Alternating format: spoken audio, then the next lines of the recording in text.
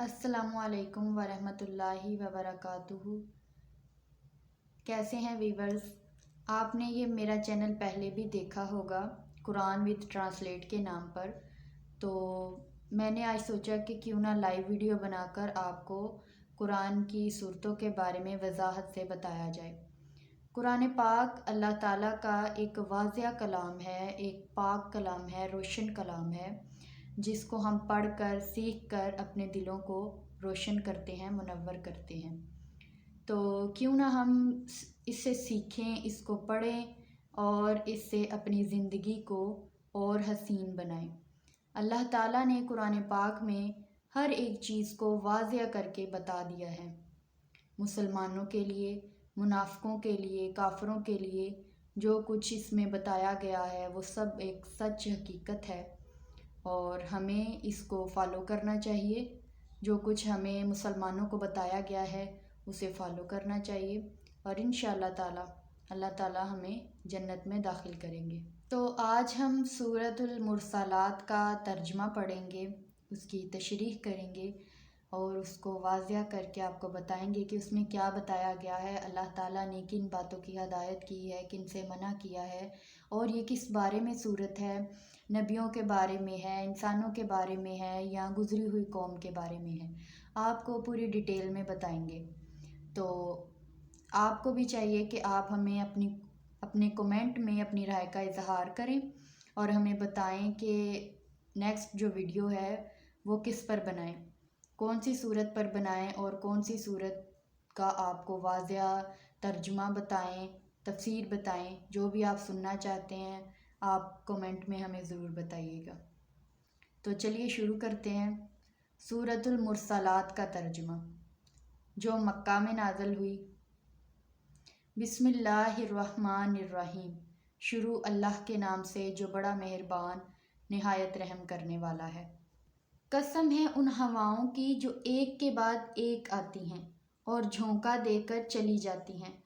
बाज़ मुफस्सिरीन ने इन दो आयात का तर्जुमा यूँ किया है कि जो हवाएं हैं इनको अंबिया कराम से तशबीह दी गई है, यानी एक के बाद एक आना का मतलब है कि अंबिया कराम आए, कि अल्लाह ताला ने 1,24,000 पैगंबर भेजे, यानी एक के बाद एक आए।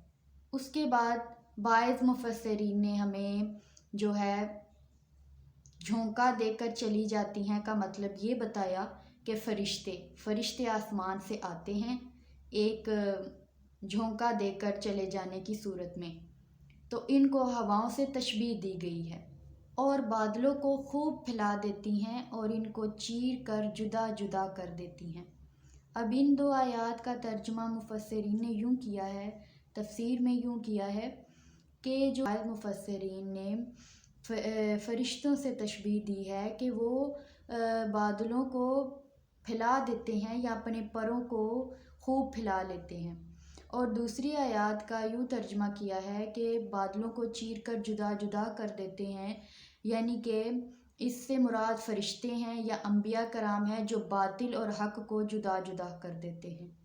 फिर उन फ़रिश्तों की जो आसमान से पैगंबरों पर वही उतारते हैं, इससे मुराद मुफस्सिरीन ने यूँ बयान किया है कि इसमें अंबिया कराम को कहा गया है जिनके पास फ़रिश्ते आते हैं वही लेकर, और उसके बाद इल्ज़ाम देने को जो अल्लाह ताला की हुज्जत तमाम कर देते हैं। इससे मुराद ये मुफस्सिरीन ने बयान किया है कि अल्लाह ताला की हुज्जत तमाम करने को, यानी अल्लाह ताला के पैगामात तमाम अपने अंबिया कराम तक पहुँचाने को की रसाई को फ़रिश्ते मुकम्मल करते हैं। फिर तुमसे जिसका वादा है वो ज़रूर आएगी, यानी कि क़यामत। अल्लाह ताला ने कहा कि इंसानों से अल्लाह ताला ने वादा किया है कि क़यामत ज़रूर आएगी, तो वो क़यामत भी एक दिन ज़रूर आएगी। उस दिन तारे मानित पड़ जाएंगे, यानी उनमें रोशनी नहीं रहेगी और पहाड़ उड़ा दिए जाएंगे, और जिस वक़्त पैगंबरों के हाजिर होने का वक़्त मुकर्रर कर दिया जाएगा उस दिन क़यामत आएगी। किस बड़े दिन के लिए उनका मिलना या उनका हाजिर करना मुलतवी कर दिया गया है, आखिरत के दिन के लिए, क़यामत के दिन के लिए। فیصلے کے دن کے لیے۔ اور تم کیا سمجھے اے پیغمبر کہ فیصلے کا دن کیا ہے؟ اس دن قیامت کو جھٹلانے والوں کی خرابی ہوگی۔ پھر اللہ تعالیٰ نے فرمایا کہ کیا ہم نے اگلے کافروں کو نہیں کھپایا؟ تو اسی طرح ہم پچھلے کافروں کو بھی اسی طرح کھپائیں گے، اور اللہ تعالیٰ گناہ گاروں کے ساتھ ایسا ہی کرتا ہے۔ تو رہی قیامت کی بات، تو قیامت کو جھٹلانے والوں کی خرابی ہوگی۔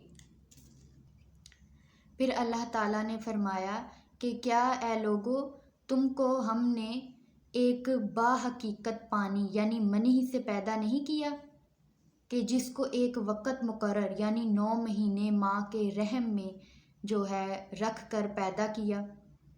تو پھر اس دن قیامت کو جھٹلانے والوں کی خرابی ہوگی۔ اور اللہ تعالیٰ نے فرمایا کہ کیا ہم نے زمین کو ایک زندہ اور مردہ لوگوں کے سمیٹنے کی جگہ نہیں بنایا، اور پھر اس میں اٹل پہاڑ جمع کر دیے، یعنی پہاڑوں کو بھی بنایا۔ اور اللہ تعالیٰ نے کہا کہ جو زمین ہے اس میں مردہ لوگوں کو دفنایا جاتا ہے اور زندہ لوگ اس کے اوپر چلتے ہیں، یعنی زمین زندہ اور مردہ دونوں لوگوں کو سمیٹ کر بیٹھی ہے۔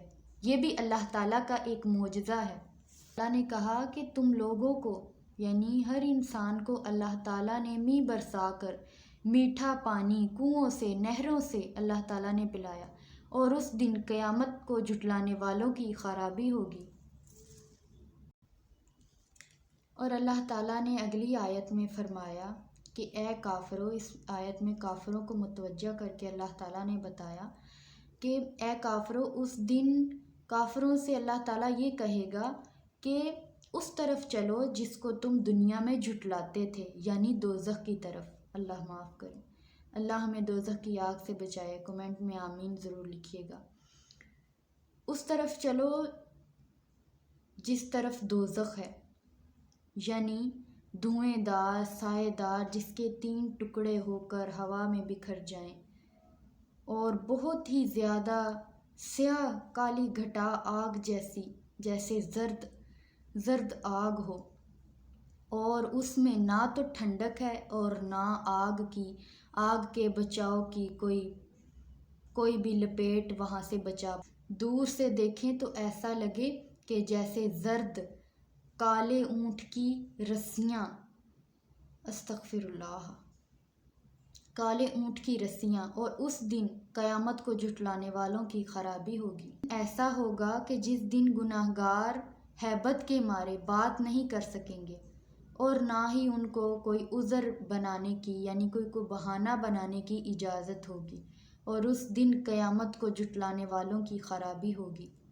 اور اللہ تعالیٰ نے فرمایا کہ ہم ان لوگوں کو یہ کہیں گے کہ ہم نے تم کو اور تم سے پہلے لوگوں کو، اگلے لوگوں کو یہاں سب کو اکٹھا کر دیا ہے، اور یہی فیصلے کا دن ہے، اور یہاں سب مل کر اگر کوئی داؤ لگا سکتے ہو تو لگا لو، اور اس دن قیامت کو جھٹلانے والوں کی خرابی ہوگی۔ اور جنہوں نے نیک عمل کیے، دنیا میں اچھے کام کیے، ان کے لیے بدلہ اچھا ہو گیا۔ ان کے لیے جنت میں باغات ہیں، میوے ہیں، درخت ہیں، کھجوریں ہیں، اور اللہ تعالیٰ نے ان کے لیے پرسکون زندگی وہاں پر میسر کی ہے۔ اللہ تعالیٰ نے فرمایا کہ ہم نیک عمل کرنے والوں کو ایسا ہی بدلہ دیتے ہیں، نیک بدلہ دیتے ہیں، اچھا بدلہ دیتے ہیں، اور اس دن جھٹلانے والوں کی خرابی ہوگی۔ اور اللہ تعالیٰ نے کافروں کو، جھٹلانے والوں کو یہ تاکید کی ہے کہ دنیا میں کھاؤ پیو، تھوڑے سے ایک وقت مقرر تک کھا پی لو، تحقیق کہ تم گناہ گار ہو، اور جھٹلانے والوں کی اس دن خرابی ہوگی۔ اور جب گناہ گاروں کو کہا جاتا ہے کہ نماز پڑھو، رکوع کرو، سجدہ کرو، تو وہ نہیں کرتے، اور اس دن جھٹلانے والوں کی خرابی ہوگی۔ اور اب قرآن پاک سے بڑھ کر کون سا کلام ہے کہ جس پر وہ ایمان لے کر آئیں گے؟ اس پورے قرآن پاک میں، اس پوری آیت میں، اس پوری صورت میں ہمیں یہ اللہ تعالیٰ نے بتایا ہے کہ جو گناہ گار ہیں ان کے لیے برا بدلہ ہے، اور جو نیک عمل کرتے ہیں ان کے لیے اچھا بدلہ ہے۔